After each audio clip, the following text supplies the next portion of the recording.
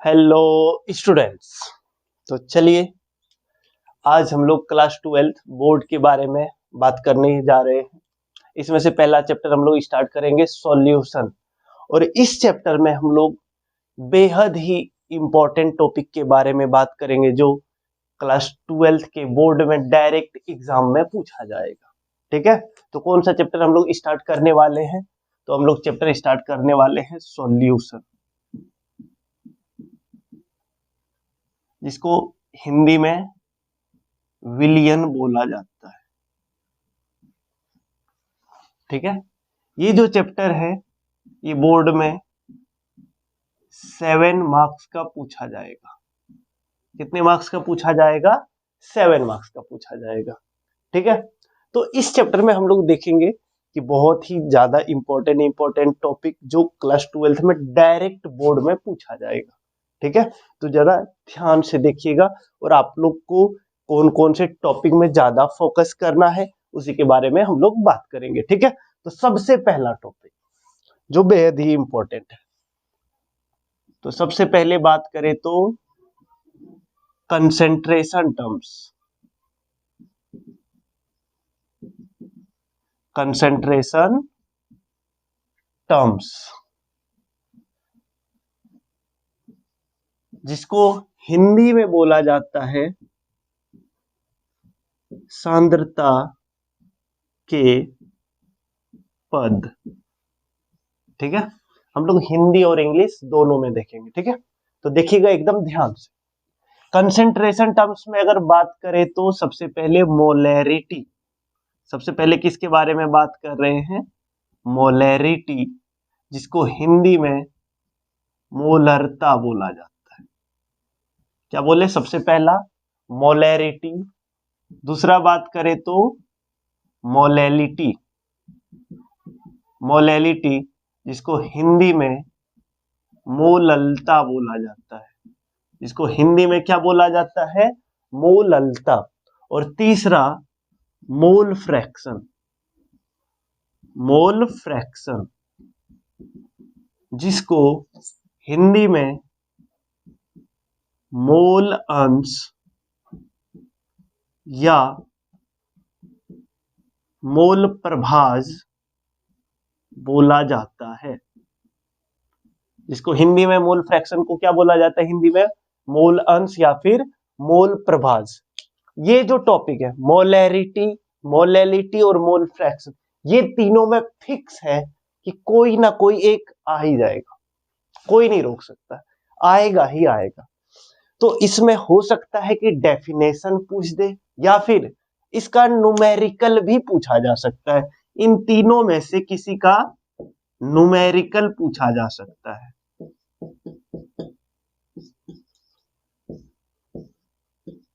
क्या बोले कि हो सकता है कि तीनों में से कोई एक डेफिनेशन पूछा जाए या फिर क्या एक तीनों में से किसी का एक न्यूमेरिकल पूछा जाए। फिक्स है, आएगा ही आएगा। इन तीनों के ऊपर बहुत ही ज्यादा फोकस करना आप लोगों को। नेक्स्ट हम लोग बात करते हैं, ये पहला था कंसेंट्रेशन टर्म्स, जिसमें से एक फिक्स है, आएगा ही आएगा बोर्ड में। ठीक है, नेक्स्ट बात करते हैं हम लोग Henry's law. Henry's law and Henry's law बहुत ही ज्यादा इंपॉर्टेंट है।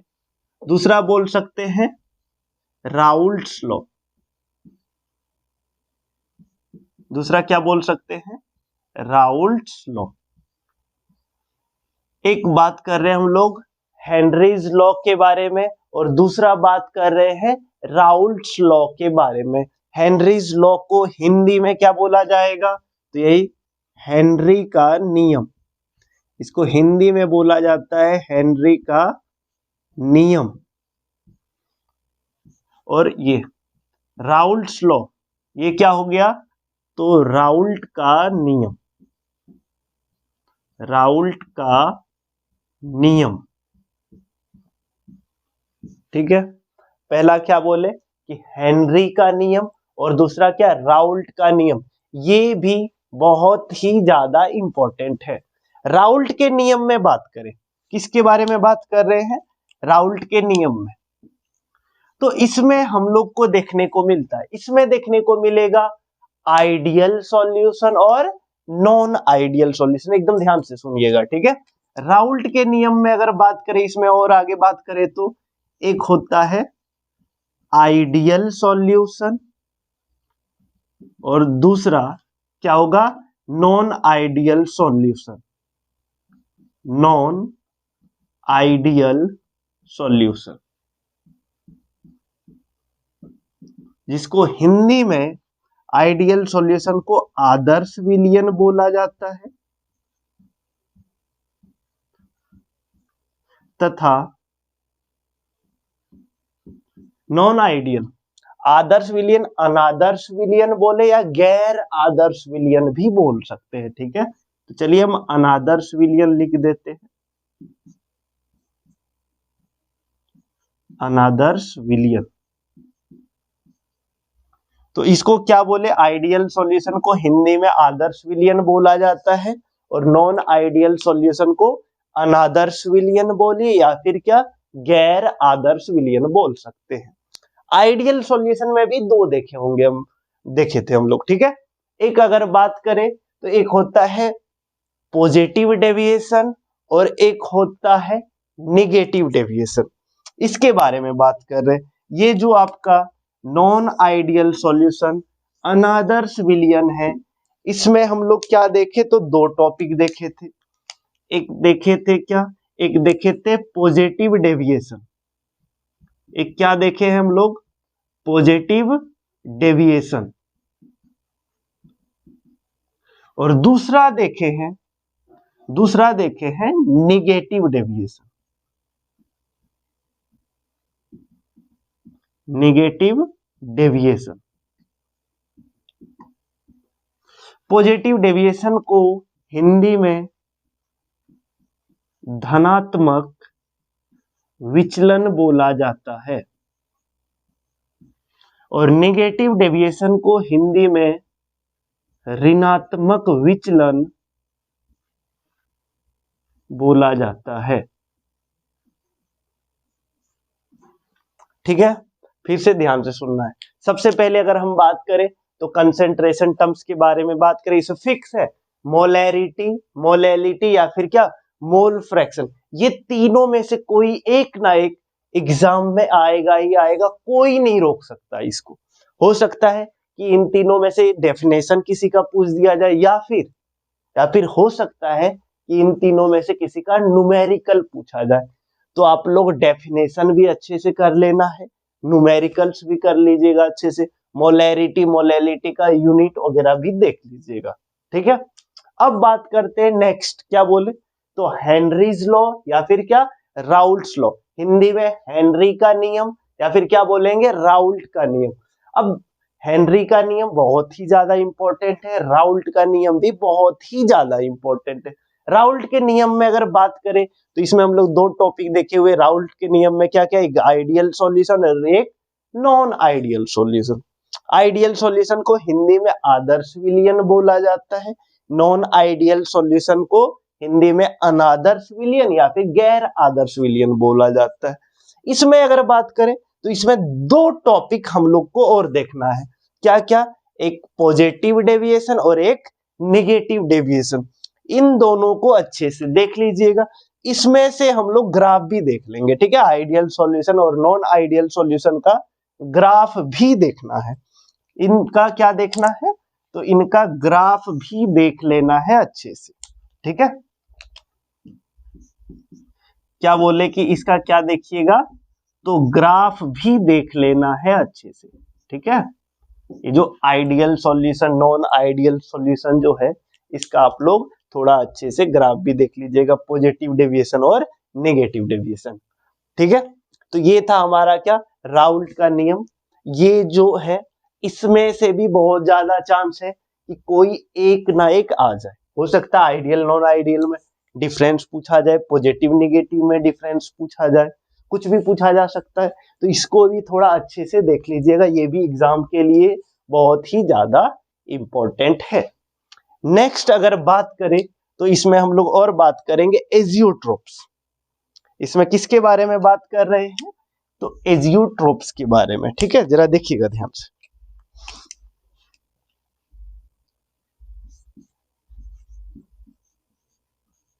एजियोट्रोप्स, जिसको हिंदी में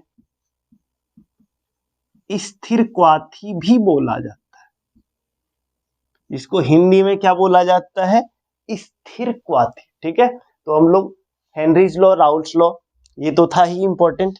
इसके साथ साथ एक टॉपिक है एजियोट्रोप्स, स्थिर क्वाथी, ये भी इंपॉर्टेंट है, जरा इसको भी देख लीजिएगा। एक और टॉपिक है, क्या बात कर रहे हैं, तो went half factor. Next topic क्या है हमारा, वेंट हॉफ फैक्टर, हिंदी में बोले तो वेंट हॉफ गुणांक, हिंदी में इसको क्या बोला जाएगा, वेंट हॉफ गुणांक। ये भी काफी ज्यादा इंपॉर्टेंट है, ठीक है। तो ये सारा टॉपिक जो काफी ज्यादा इंपॉर्टेंट है, इनको अच्छे से देखना है। चलिए हम लोग अगला टॉपिक के बारे में बात करते हैं। तो हम लोग नेक्स्ट टॉपिक देखते हैं। अगला है हमारा कॉलिगेटिव प्रॉपर्टीज। अगला टॉपिक क्या है हमारा, कॉलिगेटिव प्रॉपर्टीज।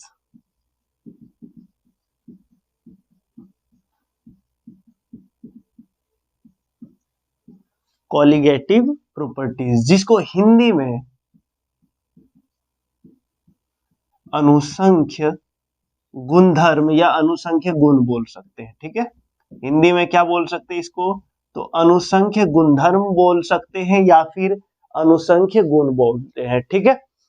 इससे फिक्स है, आएगा ही आएगा, कोई नहीं रोक सकता। 5 मार्क्स, 5 नंबर का पूछा जाएगा इस टॉपिक से, तो बहुत ही ध्यान से देखना। कॉलिगेटिव प्रॉपर्टीज 4 टाइप का होता है।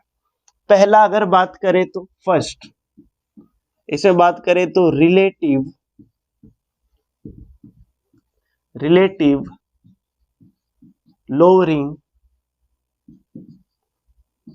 Lowering in vapour pressure, relative lowering in vapour pressure, जिसको हिंदी में बोला जाता है वाष्प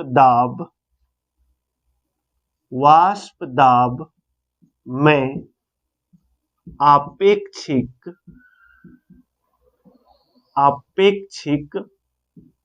अवनमन। तो पहला टॉपिक के बारे में बात करें इसमें कॉलिगेटिव प्रॉपर्टीज में, तो पहला है हमारा relative lowering in vapour pressure, जिसको हिंदी में वाष्प दाब में आपेक्षिक अवनमन बोला जाता है। दूसरा सेकेंड टॉपिक, दूसरा बात करें तो depression in freezing point, depression in freezing point, चलिए शॉर्ट में लिख देते हैं, ठीक है। Freezing point, depression in freezing point, जिसको हिंदी में बोला जाएगा फ्रीजिंग पॉइंट हिमांक। फ्रीजिंग पॉइंट को हिंदी में क्या बोला जाता है, हिमांक में, और इधर अवनमन। ये अवनमन मतलब क्या होता है, अवनमन मतलब होता है कमी। अवनमन मतलब क्या होता है, कमी, कि इसमें क्या वाष्प दाब में क्या कमी हुआ है, इसमें हिमांक में क्या कमी हुआ है, फ्रीजिंग पॉइंट में क्या कमी आया है, वो देखेंगे, ठीक है। Next third important topic colligative properties के अंदर बात करें तो एलिवेशन इन बॉइलिंग पॉइंट।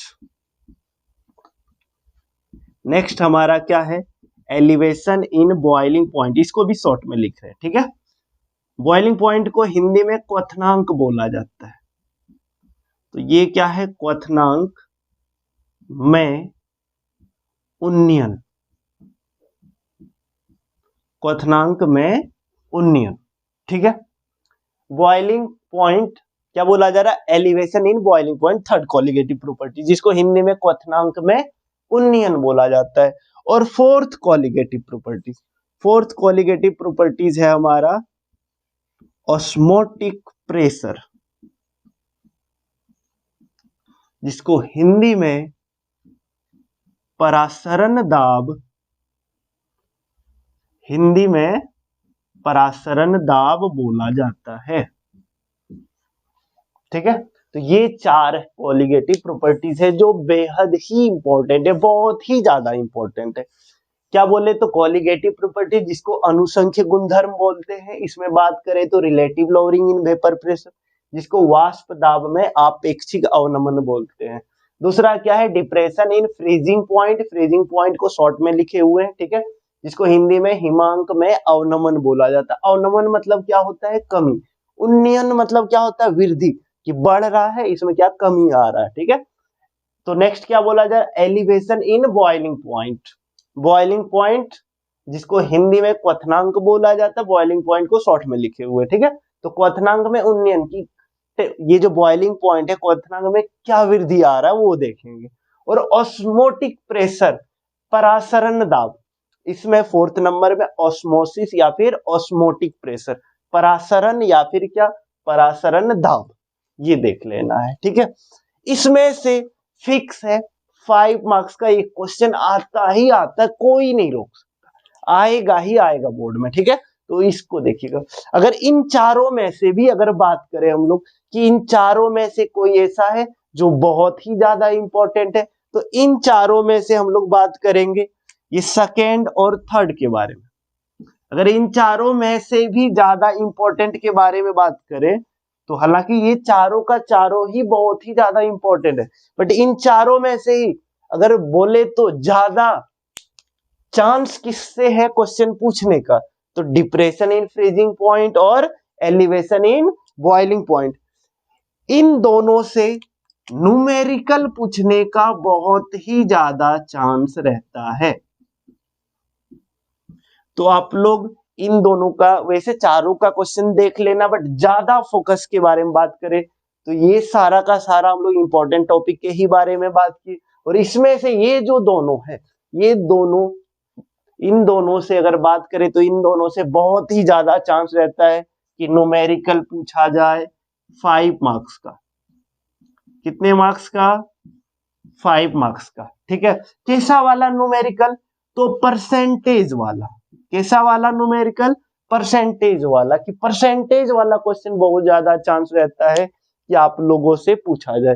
तो जरा अच्छे से देख लेना है, एक बार रिपीट कर देते हैं किसके किसके बारे में बात कर रहे थे। तो पहला कंसेंट्रेशन टर्म्स हम लोग देखे। कंसेंट्रेशन टर्म्स में क्या क्या देखना है, मोलैरिटी, मोलैलिटी, मोल फ्रैक्शन, ये तीनों का तीनों बहुत ही इंपॉर्टेंट है, फिक्स है, आएगा ही आएगा, कोई नहीं रोक सकता। या फिर क्वेश्चन पूछ दिया जाए या डेफिनेशन वगैरह पूछ दिया जाए, तो वो देख लेना अच्छे से। नेक्स्ट हम लोग बात किए क्या, हेनरीज लॉ, और या फिर क्या, राउल्ट्स लॉ, हेनरी का नियम या फिर क्या, राउल्ट का नियम, ये दोनों भी काफी ज्यादा इंपॉर्टेंट है। राउल्ट के नियम में और भी आगे देखने को मिलता है, एक आइडियल सॉल्यूशन, एक non ideal solution. Ideal solution को हम लोग हिंदी में क्या बोलेंगे, आइडियल सॉल्यूशन को आदर्श विलयन बोला जाता है, नॉन आइडियल सॉल्यूशन को अनादर्श विलयन बोला जाता है। और फिर नॉन आइडियल सॉल्यूशन में भी बात करें तो एक आता है पॉजिटिव डेविएशन और एक आता है निगेटिव डेविएशन। पॉजिटिव डेविएशन को हिंदी में धनात्मक विचलन बोलते हैं, नेगेटिव डेविएशन को हिंदी में ऋणात्मक विचलन बोलते हैं। ये भी काफी ज्यादा इंपॉर्टेंट है, तो जरा अच्छे से देख लेना है। और इसमें से non ideal solution, ideal solution, positive deviation, negative deviation, इनका ग्राफ भी देखना है। फिर हम लोग देखे थे एजियोट्रोपी, जिसको हिंदी में स्थिर क्वाथी बोला जाता है, ये भी आपका इंपॉर्टेंट टॉपिक है। फिर बात करें वेंट ऑफ फैक्टर, न्यूमेरिकल में इसका यूज आता है। आप जो रिलेटिव, ये जो कोलिगेटिव प्रॉपर्टीज देख रहे हैं, इसमें से न्यूमेरिकल आएगा, और हो सकता है न्यूमेरिकल में किसका यूज हो जाए, वेंट ऑफ फैक्टर का यूज हो जाए, तो उसको जरा अच्छे से देख लीजिएगा, वेंट ऑफ फैक्टर वो भी काफी इंपॉर्टेंट है। और फिर हम लोग बात करें कोलिगेटिव प्रॉपर्टीज, इस चैप्टर का सबसे ज्यादा इंपॉर्टेंट टॉपिक, सबसे ज्यादा मार्क्स का इसी टॉपिक से पूछा जाता है, फिक्स है, क्वेश्चन आता ही आता है, इसमें कोई डाउट नहीं है, ठीक है। तो कोलिगेटिव प्रॉपर्टीज ये 4 टाइप का होता है, अनुसंख्यक गुणधर्म 4 टाइप का होता है। पहला relative lowering in vapour pressure, जिसको वाष्प दाब में आपेक्षिक अवनमन बोलेंगे। दूसरा डिप्रेशन इन फ्रीजिंग पॉइंट, जिसको हिमांक में अवनमन बोलेंगे। एलिवेशन इन बॉइलिंग पॉइंट, जिसको हिंदी में क्वथनांक में उन्नयन बोलेंगे। और ऑस्मोटिक प्रेशर, जिसको हिंदी में क्या बोलते हैं, परासरण दाब। और ये चारों में से एक फिक्स से आएगा ही आएगा 5 मार्क्स का क्वेश्चन। इसमें भी बात करें तो इन चारों में से भी सबसे ज्यादा इंपॉर्टेंट तो ये दोनों, सेकेंड और third, depression in freezing point, elevation in boiling point, इन दोनों से ज्यादा चांस, बोल सकते ज्यादा चांस किससे आने का चांस है, क्वेश्चन कि ज्यादा चांस किस टॉपिक से आने का है। तो हम लोग क्या बोलेंगे, इन चारों में से सबसे ज्यादा चांस है यही दोनों टॉपिक से कोई एक न्यूमेरिकल आ जाए 5 मार्क्स, वो हो सकता है। ठीक है, तो ज्यादा इन चारों में से भी ज्यादा इंपॉर्टेंट कौन है, तो सेकेंड और third, depression in freezing point, elevation in boiling point, ये काफी ज्यादा इंपॉर्टेंट है, जरा अच्छे से देखना है इसको।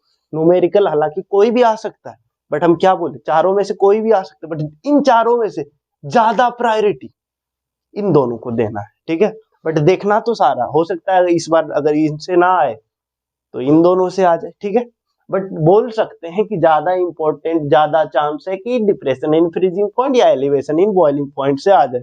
कैसा वाला क्वेश्चन, तो परसेंटेज वाला। तो ये था हमारा सॉल्यूशन। और अभी तक जो इस चैनल को सब्सक्राइब नहीं किए हैं, कृपया जल्दी से सब्सक्राइब कर ले, बेल बटन भी प्रेस कर दे, ताकि मेरे न्यू वीडियो का नोटिफिकेशन जैसे ही डाले वैसे ही नोटिफिकेशन तुरंत आपके पास पहुंच जाए। ठीक है, तो जल्दी से आप लोग सब्सक्राइब कर लीजिएगा और अपने फ्रेंड्स के पास भी इसको शेयर कर देना है, ताकि उन लोगों को भी पता चले कि अभी लास्ट टाइम में किस टॉपिक पे ज्यादा फोकस करना है।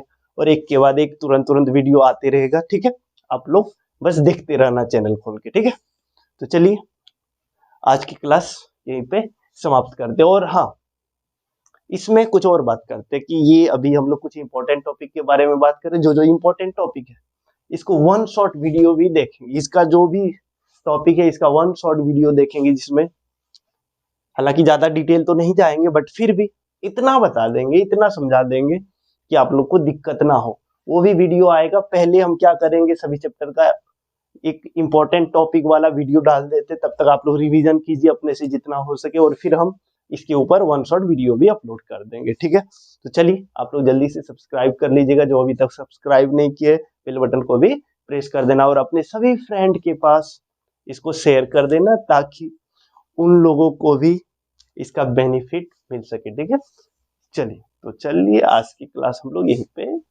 समाप्त करते हैं।